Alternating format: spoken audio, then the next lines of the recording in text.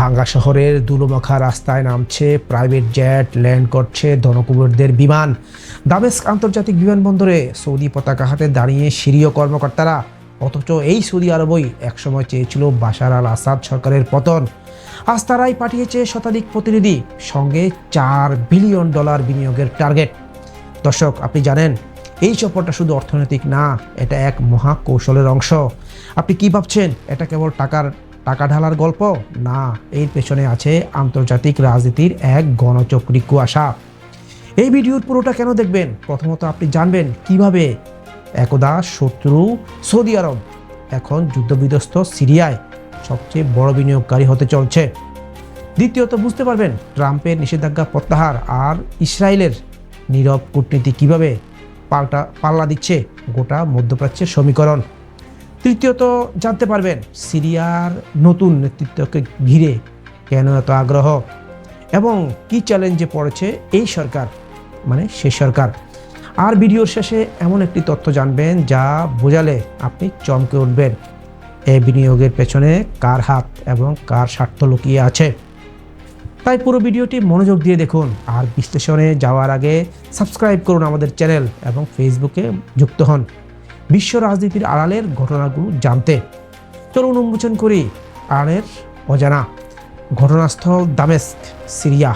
দেশটির ইতিহাসে দীর্ঘতম গৃহযুদ্ধের পরে যখন রাজনৈতিক স্থিতিশীলতা এখনও দুলছে, তখন ওই 100 জনের বেশি সৌদি প্রতিনিধি হঠাৎ এসে হাজির। সৌদি বিনিয়োগ মন্ত্রী খালিদ আল ফালিহের নেতৃত্বে এই বিশাল বহর এসেছে $4 বিলিয়ন বিনিয়োগের লক্ষ্য নিয়ে। বলা হচ্ছে শান্তি ও টেকসই উন্নয়নকে উৎসাহ দিতেই এই পদক্ষেপ। চলুন জানি তারপর।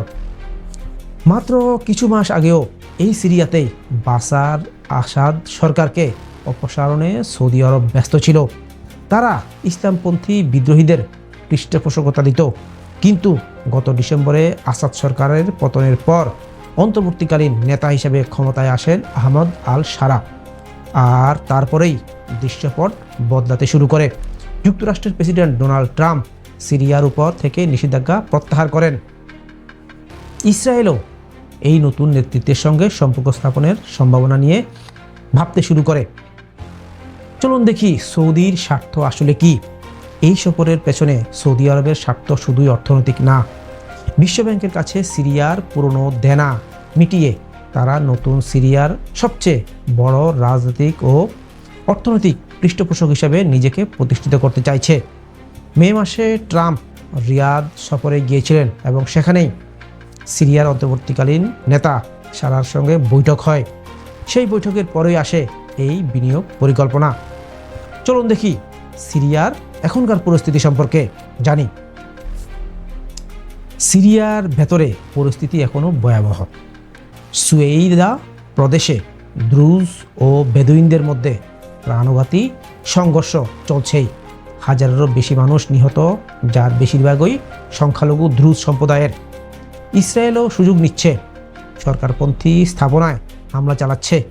অর্থাৎ একদিকে সৌদি আরব অর্থ ঢালছে, আরেকদিকে দেশ জুড়ে চলছে সহিংসতা, বিভাজন এবং বিদেশি আগ্রাসনের শঙ্কা।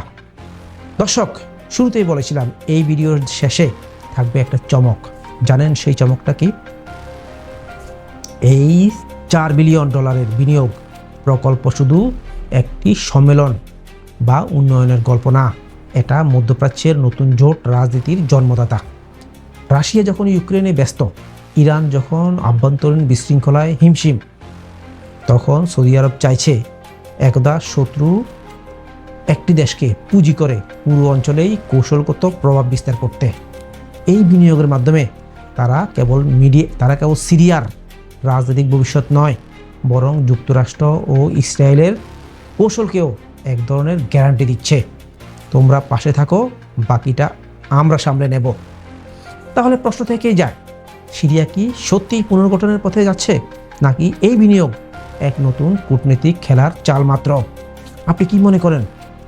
অর্থই এখন যুদ্ধবিধ্বস্ত একটি দেশকে শাসন করার নতুন অস্ত্র হয়ে দাঁড়াচ্ছে?